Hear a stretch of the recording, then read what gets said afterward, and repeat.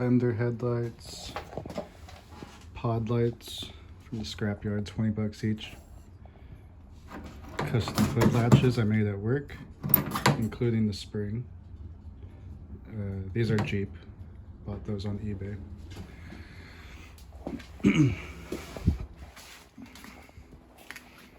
Interior pretty stock. I don't know about any upholstery kits in its history, but I haven't touched it.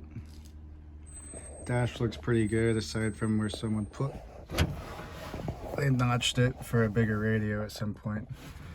This was for a NORA event, the Safari 500. I believe that was September. My dad and I went down there.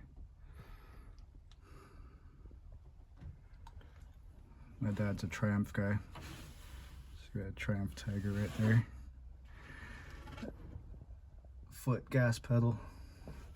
Rugged radio. To be legal for that NORA event, you have to have a VHF radio 50 watt. So there's the rugged radio. Magnetic handset, which that never held. I'll be improving that. I think my dad was doing something like this. And we had navigation on a phone, but there's supposed to be a RAM mount facing you so you don't have to hold it. That speaker doesn't work, I'll be pulling that out. Ran the radio power down this nylon armor back to the bench seat with the battery box.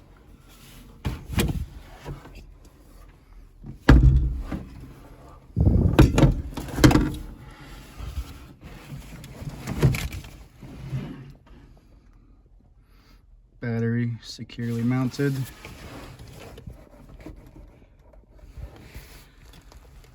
Got a bunch of spare parts there, belts, clutch cable, distributor, extra fuel pump. That's all I remember. I think there's more. I took a spare carburetor with me too, but that was unnecessary.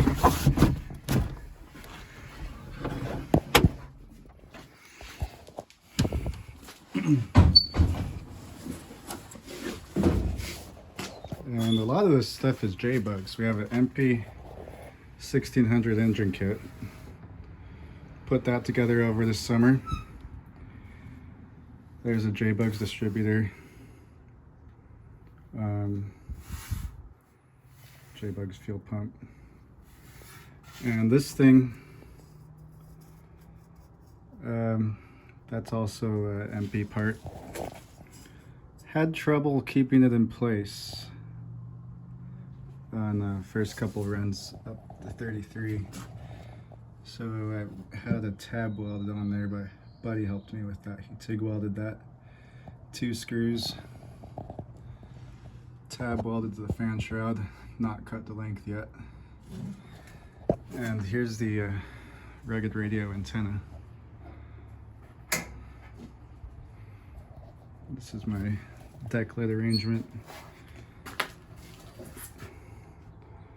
These nuts come off, deck lid pops out, and that's where I mounted the antenna, which just worked. It's a little rickety, needs work. I need to figure out amber lights. They were on me about that, so I'll be mounting some amber tail lights back here somewhere. And that was 500 miles. Another problem I had was the fenders were rubbing the wheels on any kind of bump. It's fine around town, but any kind of terrain and you're rubbing the fenders all the time. So I'll be notching these back, or cutting them pretty far back. But the major problem we have today is the torsion housing is cracked nearly all the way around.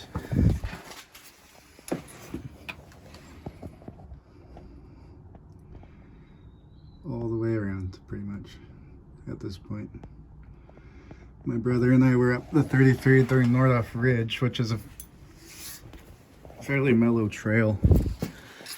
And we kept hearing this. This is after Baja. Kept hearing this jangling sound. And he actually found it first. Looks like both sides. I don't think this was me. I think someone was jumping this car in its past lives. And it was fine for a long time until this crack grew. Probably down in Baja. I probably exasperated it, but I don't think I drove it hard enough to start these. Cracks, I mean. Yeah, both sides. And my brother stuck his head down there when we took a break for lunch and saw those cracks forming. The flanges are also broken. I think that's where most of the noise was coming from. Let's see if I can get the phone down there. You'll see that hook. Maybe it's the other side. One of these, I think both of them, that hook let go from the pan. So that's where we're at, and this car needs to be ready to go back down in April because it's a Baja. So my dad rode passenger the whole time, and I wasn't sure he was having fun, but we got back and he got his own Baja. I think it's a 63. And so he's got a flat windshield. And so whoever put it together really knew what they were doing. There's a body lift. His car's lifted like, I think 4 inches, like a solid hand, with a big piece of channel, probably 3/16 channel or something. Channel steel. And he doesn't have any lights in the fenders. Much more heavy duty. No roll cage, but it does have a bus gas tank, which is pretty cool. It's more range. And lots of tender love and affection went into his car. So I need to get this fixed so we can have 2 cars down there and have twice as much fun. And we're doing 1,000 this time, not just 500. 1,000 miles. And I've got a lot to do. So, busted torsion housing on both sides. The plan is replacement pan. And while I'm at it, I also found a roll cage. I don't intend to fully race this car, but I thought a roll cage would be good, and the price was right. So for now, my plan is, I'm thinking I'll cut it here, the front of the roll cage, just because I don't need it and I don't want to be looking at tube covering the dash. But this will be good because I could tie this into the bumper, and I did see someone get rear-ended down there. It's possible to get rear-ended in the middle of the desert, believe it or not. Especially when the silt flies up. So we got a roll cage for a good price and a pan for a good price. This is a 1960 pan.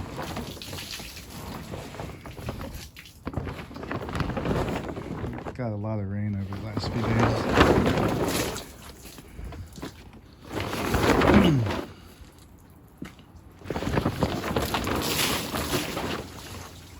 Tarp didn't really work. I knocked a lot of the rust off and just laid some Rust-Oleum down. I was going to treat it for rust, but this is so thin back here. I figured I'd be replacing these pans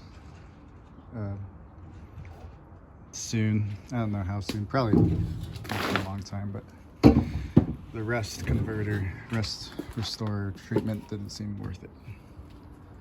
So we got 1960 pan. Shifter rod has to come out and be polished. I believe there's some bushings in there, so I'm told. And so that's a 67 ball joint front end. This will be a King and link pin front end, which I don't know if one or the other is better.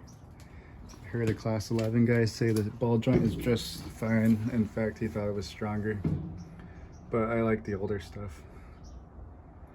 So I have a link pin front end coming, stock, no lift or adjustment. We'll be putting that in.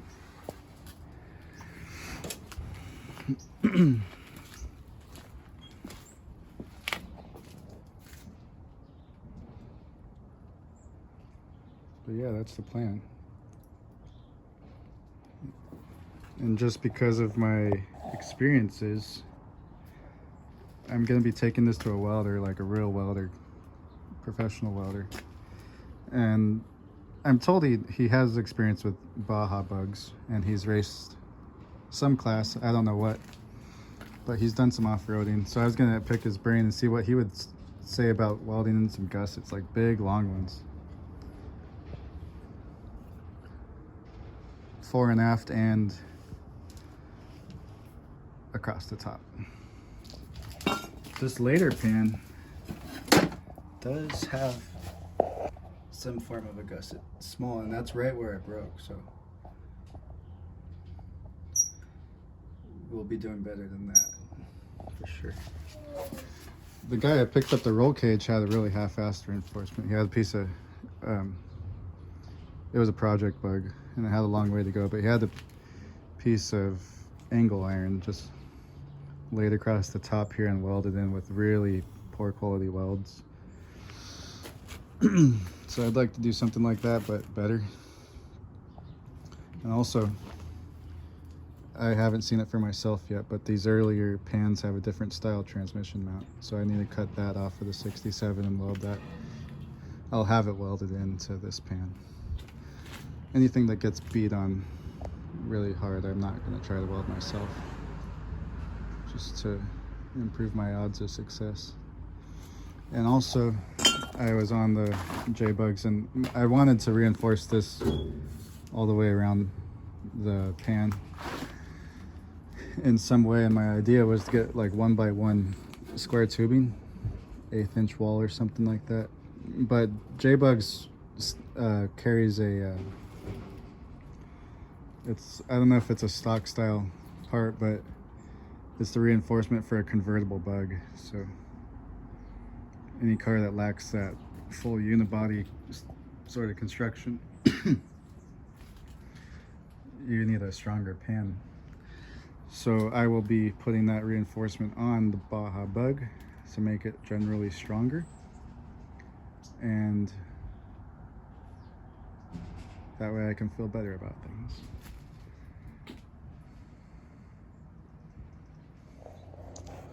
So it's Saturday, December 27th now. The plan is to go back down to Baja in April. That is 4 months.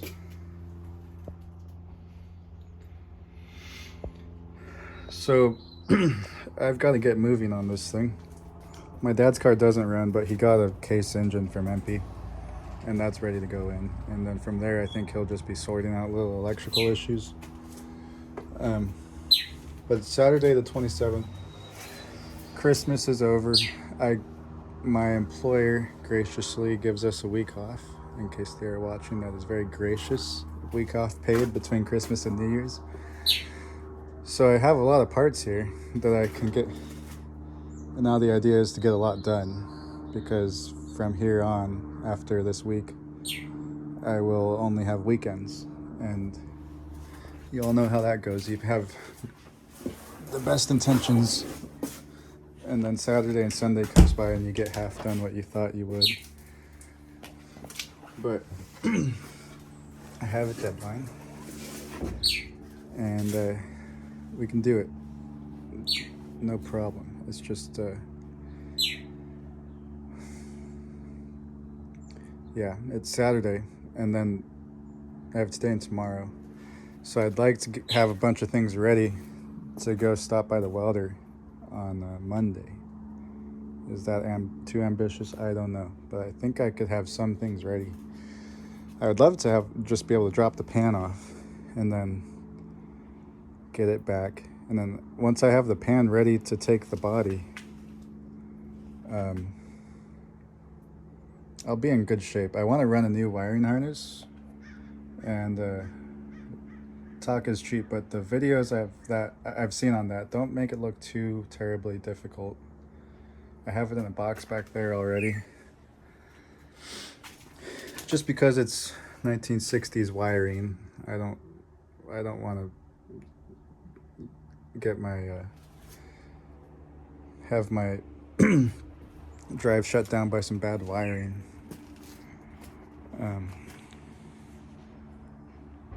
So lots of little things on the list, and but yeah, this weekend the plan is to get this ready to go to the welder on Monday, and then I'm sure he'll have lots of advice because I'm told he's pretty knowledgeable. Here's a little bit of background on this car. It was my first big purchase out of college. I was still living with my parents, so I could spend relatively freely. I paid $3,000 for it. It ran, but it didn't stop. It wouldn't stop. My brother drove me to pick it up, and I paid for it, no title or plates, and I was driving it home and I had to follow him. He was in the van, and at every stop I just bumped into the back of the van until the bug stopped. And this was a trip we took to Gorman after I got all the brakes figured out. New drums all the way around, master cylinders, shoes, or wheel cylinders, master cylinder, new shoes. And of all things, someone had tweaked with the brake pedal linkages. So no matter what I did, I couldn't get it to stop well. And it turned out after a lot of pain and heartache, no matter what you did, the pedal wasn't sending the piston and the master cylinder down its full stroke, so you wouldn't get full good braking. But we figured that out and took it up to Gorman. Here it goes. And that was a fun trip. This is kind of funny to me. We posed it like that for the stance. And there's my brother. He did a little bit of dirt biking. And yeah, 4 of us.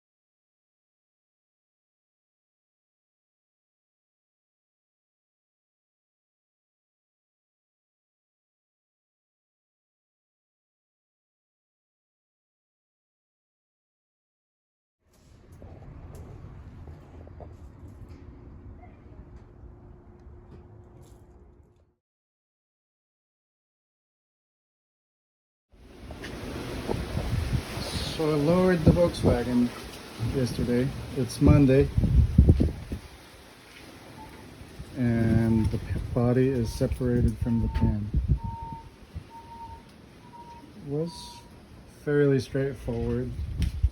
I used the pan to make sure I got all of the bolts out of the old pan. I just counted these holes and put the bolts in them as I removed them from the body.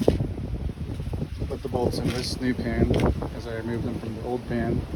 And that was a good way to keep track of things.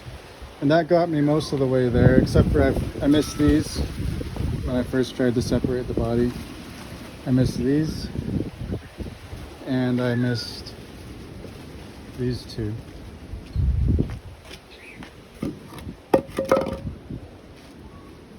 And aside from that, there's just a speedometer cable.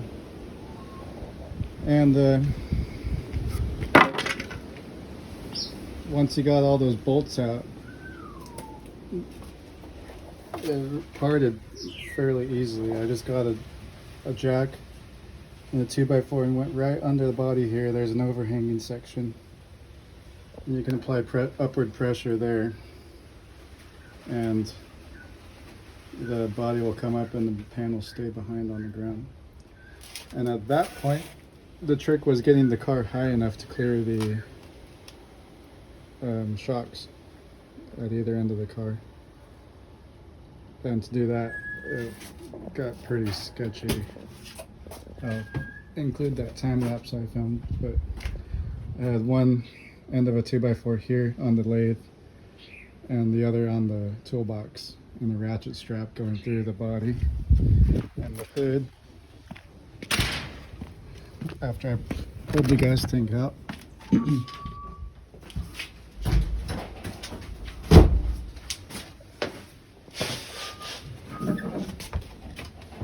I just went around that section where the body bolts to the front end. I figured that was a strong enough section to support the car, or the empty shell.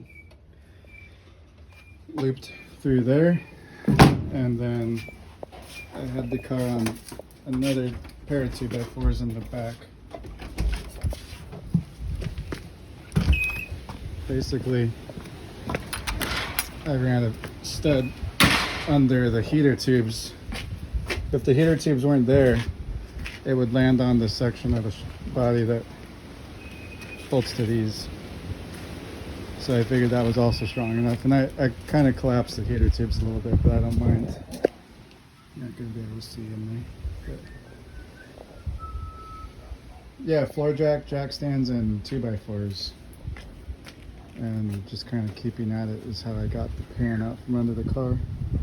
Otherwise, I think if you had 4 guys, you could probably lift that thing up and away, no problem.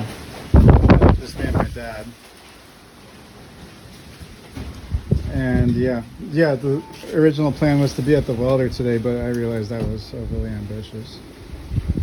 So today my goal is to get all the brake hard lines out of this pan and collect everything over there on the new pan. And yeah, I suppose just keep scavenging things. I believe I need to pull that steering box off for the new front end. Interesting thing I noticed about this one, there's no seat belts, or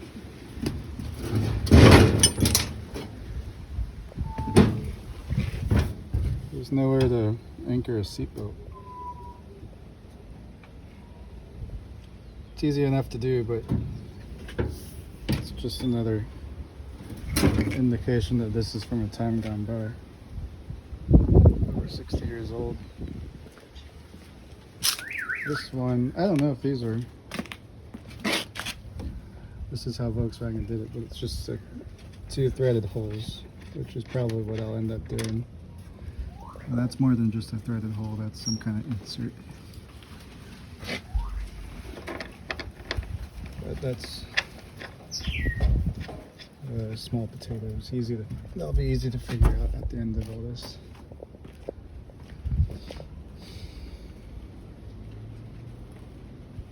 You can see that this is why I'm doing all this. This crack on both sides.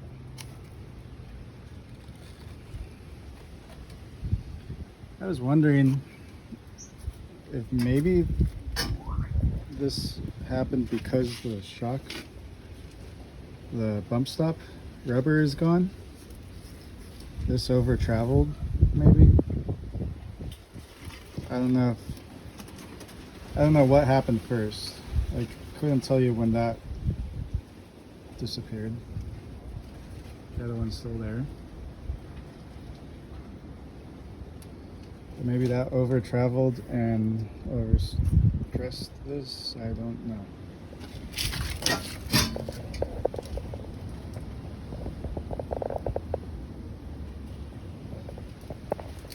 Yeah, getting these brake lines out, that'll be somewhat of a job. There's lots of bends over here. I'd like to save those. We'll see. This might not work out. I might end up buying new brake line, but it's worth a shot. Just that long one is going to be the tricky one. But yeah, that's where we're at. This is our first east wind, Santa Ana wind this year. I had to spend an hour strengthening my carport. 1-inch conduit, and I got these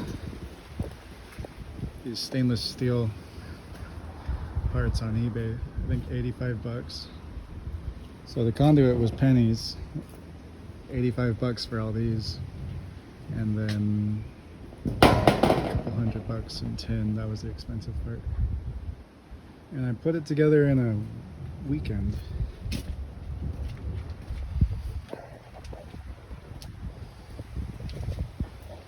I originally ran the corrugations lengthwise because I thought it would be easier, but that didn't work out. So the following weekend, I took it back down and cut the corrugated tin to the appropriate lengths and put it back up.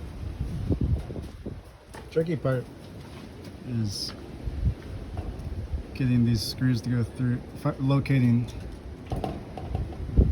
this hole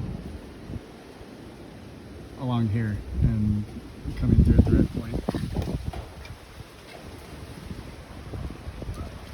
But if you do it a couple times, you actually get better at it, and it's easier than you think. Something to featurize.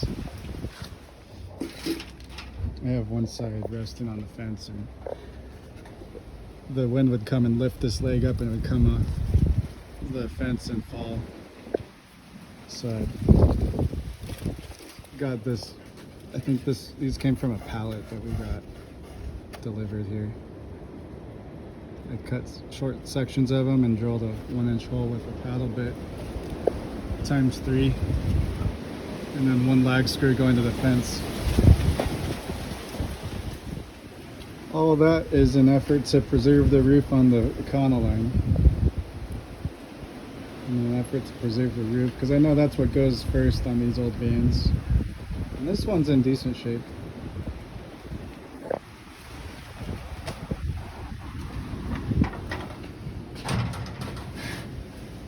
Kind of wish the outside was still this white color that Ford did. I like it. It runs.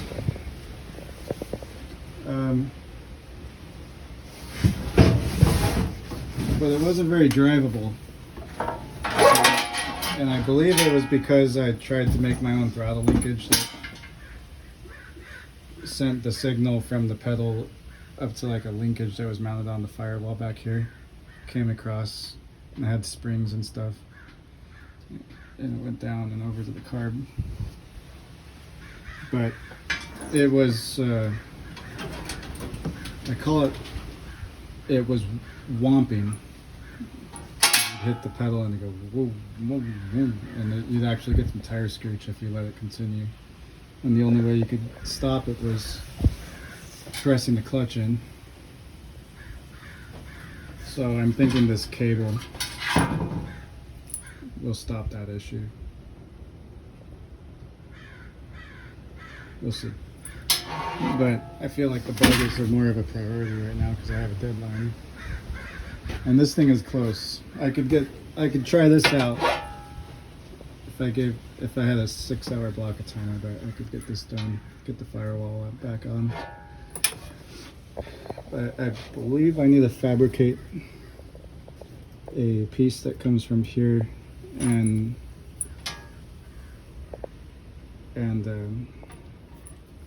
it's like bulkhead fitting, whatever you'd call that. Needs to anchor this fitting right here, so the sheathing doesn't move and the cable does. That's what I need to do. That's the next step. This is from Low Car, and I saw they sell a part, but I didn't either call them up or study it and figure out if the part they sell will work, or if I'm better off just making something out of out of flat bar.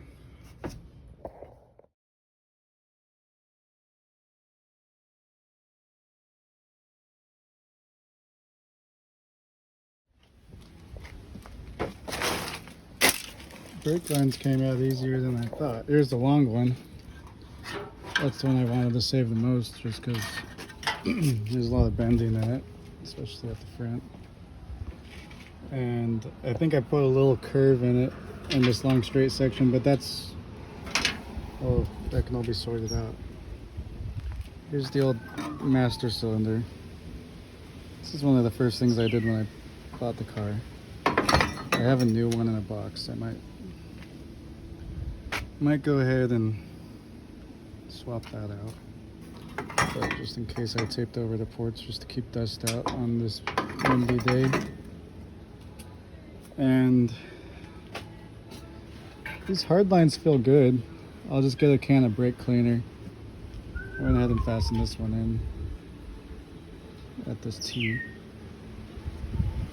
I'll just get a can of brake cleaner and shoot that through, give it time to dry out. And I think these should be good to go. There's a few of them where the hexes are chewed up. This one's good. This one's been abused, but I think I should be able to build a functional brake system using these hard lines. I was looking at these. I think these can stay on the transaxle, as far as I can tell. First time I've done this, so I'm figuring things out as I go.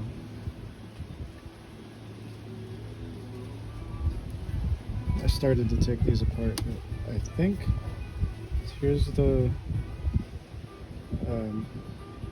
brake plate. That's coming with it. This is coming. This is coming.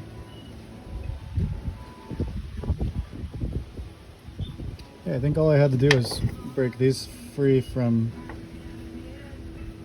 here, whatever you call that. So I could bust loose the transmission today, I think, and wheel it over to that thing. I think that's what we'll do.